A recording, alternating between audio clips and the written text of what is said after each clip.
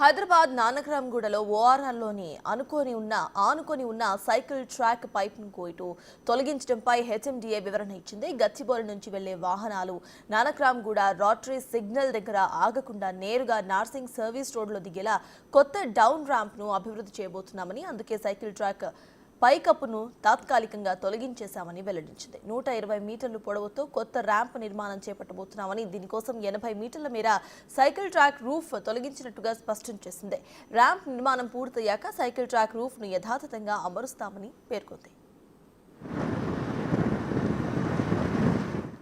ఇక ప్రస్తుతం గచ్చిబౌలి వైపు నుంచి నార్సింగ్ పుప్పల్గూడకు ఓఆర్ఆర్ సర్వీస్ రోడ్ ద్వారా వాహనాలు వెళ్లాలంటే నానక్రామ్గూడ రోటరీ దాటాలి.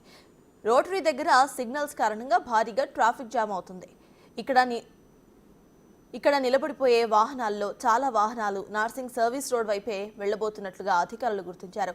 దీంతో ట్రాఫిక్ రద్దీని తగ్గించి వాహనాలు ఓఆర్ఆర్ నుంచి నేరుగా నార్సింగ్ సర్వీస్ రోడ్లో దిగేలా ర్యాంప్ను నిర్మించబోతున్నారు. ఇది అందుబాటులోకి గనక వస్తే నార్సింగ్ పుప్పల్గూడ వైపు వెళ్లే వాహనదారులకు ట్రాఫిక్ సమస్యలు తప్పుతాయని అధికారులు చెబుతున్నారు.